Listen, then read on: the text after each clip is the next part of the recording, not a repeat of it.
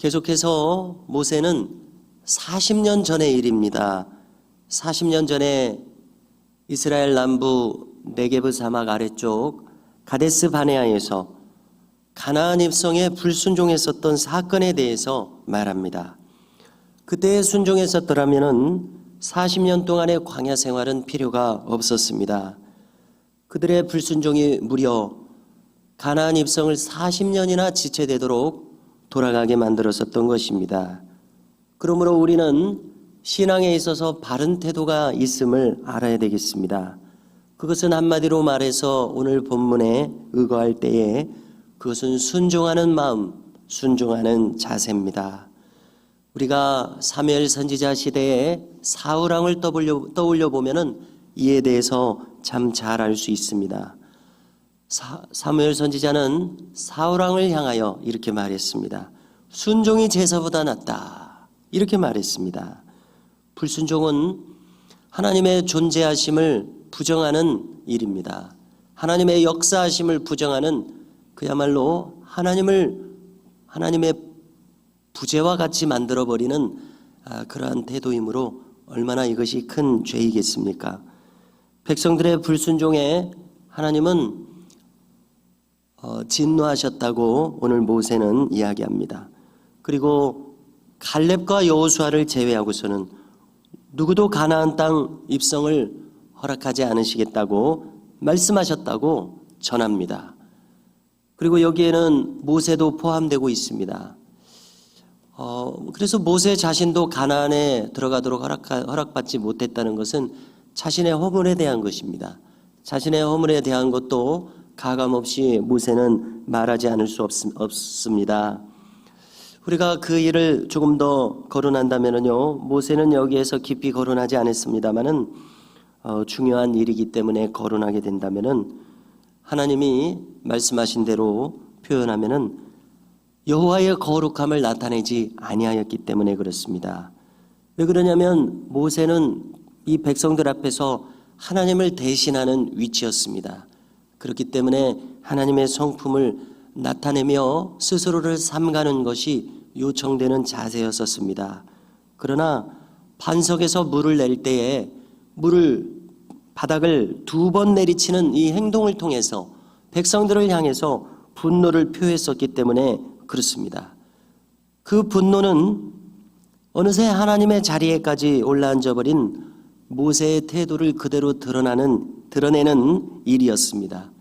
그때 모세는 말하기를 내가 너희를 위하여 반석에서 물을 내리라 하고 크게 2번 내리쳤습니다. 여기에 자신의 분노를 심었는데요. 특별히 내가 물을 내리라 이렇게 말한 것이 크게 잘못되었습니다. 그는 그가 표현한 대로 패역한 백성들, 무슨 뜻입니까? 이 아주 망할 사람들, 이 몹쓸 사람들 이렇게 말하면서 자신의 분노한 감정을 드러내면서 내가 물을 내랴. 하나님이 역사하셔서 물을 내는 것이지 모세는 도구에 불과합니다. 지팡이를 든 자에 불과합니다. 모세가 역사하는 것이 아니지 않습니까?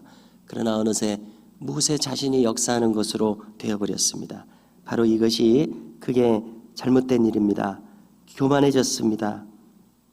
그래서 그 자신의 분수를 넘어서서 할 수 없는 말이었습니다. 이 때문에 모세는 가나안 땅 입성을 허락받지 못합니다.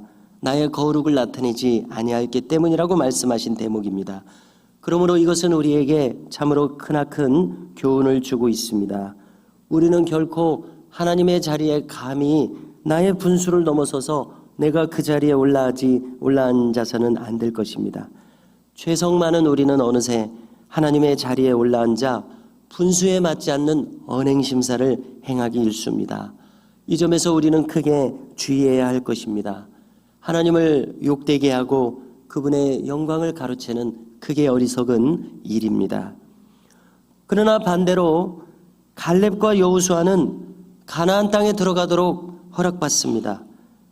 그 하나의 이유는 무엇입니까? 그들이 순종했기 때문에 그렇습니다. 가나안 땅을 정탐하면서 그들은 하나님의 마음을 알았습니다. 그분이 정탐꾼들로부터 듣고 싶은 말이 무엇인지를 그들은 잘 헤아려 알았습니다.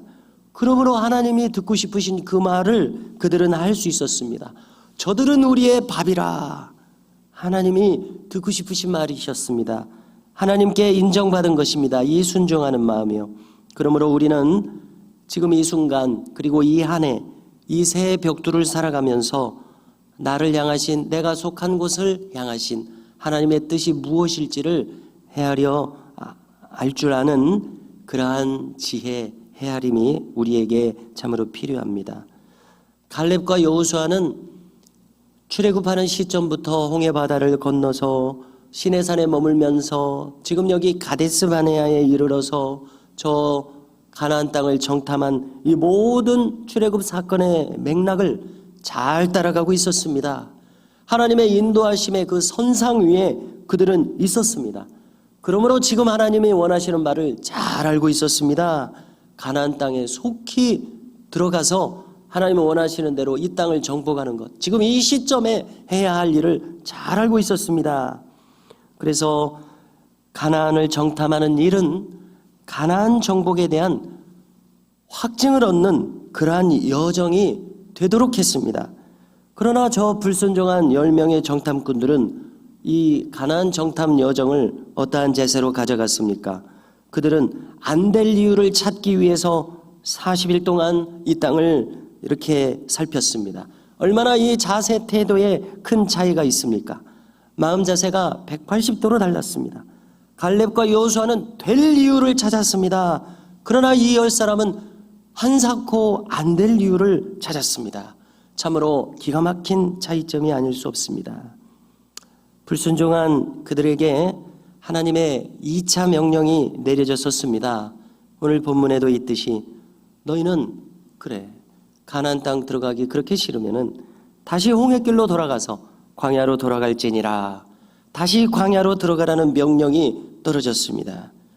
자, 그런데 이 지점에서 희한한 일이 벌어집니다. 그야말로 우리가 동화에서 보는 청개구리와 같은 행동을 합니다. 청개구리와 같은 행동이 무엇입니까? 항상 반대로 행동하는 것을 말합니다. 부모님 말씀을 항상 반대로 행동합니다.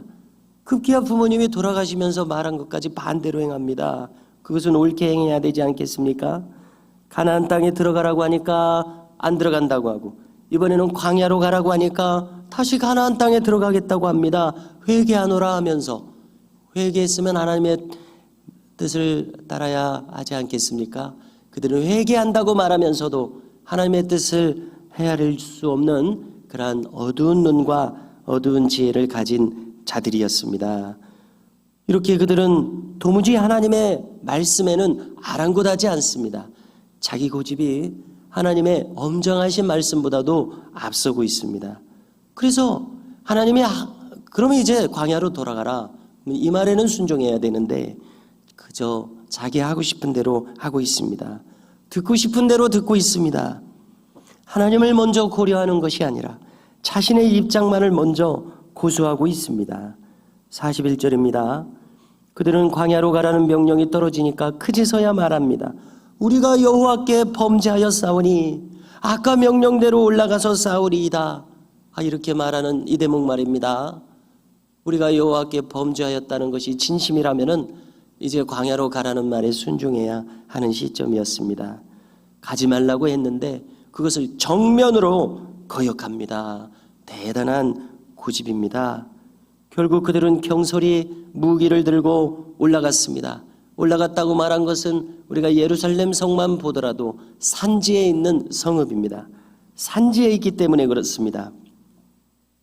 그때도 하나님은 명령하시기를 너희는 올라가지 말라, 싸우지도 말라, 내가 너희 중에 있지 아니하니 너희가 대적에게 패할까 하노라. 우리가 사도 바울의 선교 여정도 보면은 이 오늘날의 튀르키예 소아시아 지역에서 계속 전도하고 싶었지만은 하나님은 그 길을 막으셨습니다. 그 대신 다른 길을 열으셨습니다. 그것은 유럽으로 가는 길이었습니다. 마게도냐 지역 첫 번째 성읍 빌립보 성으로 가서 빌립보의 자주장사 이 루디아라고 하는 여성을 만나서 그를 전도하는 것이 하나님의 뜻이셨습니다. 이렇게 하나님은 한쪽을 닫으시면은 한쪽을 열으셔서 그분이 뜻하시는 대로 인도하십니다. 바울도, 그리고 우리 모든 믿는 이들도, 그리고 우리 온 교회도, 때로 우리의 가정도 문을 여셔서 인도하시는 바로 그것을 우리가 알아차려야 하는 이 신앙의 과제가 있습니다. 내가 너희 중에 있지 아니하니 너희가 패할까노라. 이 말씀대로 되었습니다. 이렇게까지 명령하시는 하나님의 말씀을 정면으로 거부했습니다. 전쟁하러 올라갔습니다. 그 결과는 우리가 알고 있듯이 대패였습니다. 산지의 아모리 족속이 나와서 벌떼같이 쫓아낼 것이라. 이 말씀대로 되었습니다. 그래서 참으로 우리에게 문제가 되고 있는 것은 우리의 그 무서운 자아 중심성입니다. 쉽게 표현해서 우리의 그 고집스러운 마음, 완고한 마음이 늘 우리에게 있습니다. 그리하여 대패했던 그들은 통곡합니다. 그러나 하나님께서는 그들의 소리를 듣지 않으셨다고 기록합니다. 자신들이 불순종해서 일어난 결과 아무리 울어도 그것은 하나님에게 하나님이 반응하실 수 없는 바로 그러한 일이라는 것을 우리는 알아야 되겠습니다. 성도 여러분, 우리가 갈렙과 여호수아처럼 하나님의 인도하심의 맥락을 잘 따르고 있다면은 그분의 뜻을 잘 분별할 수 있을 것입니다. 그때에 나의 뜻을 내려놓을 수 있고 하나님의 뜻을 따를 수 있는 순종하는 마음이 우리에게 있기를 간절히 바랍니다. 그 나의 참으로 누구에게나 있을 수 있는 이 자아중심성을 내려놓는 이 마음이야말로 참으로 겸손한 마음이라고 생각됩니다. 진정한 겸손, 그것은 하나님의 뜻을 받들고 나를 내려놓는 일입니다.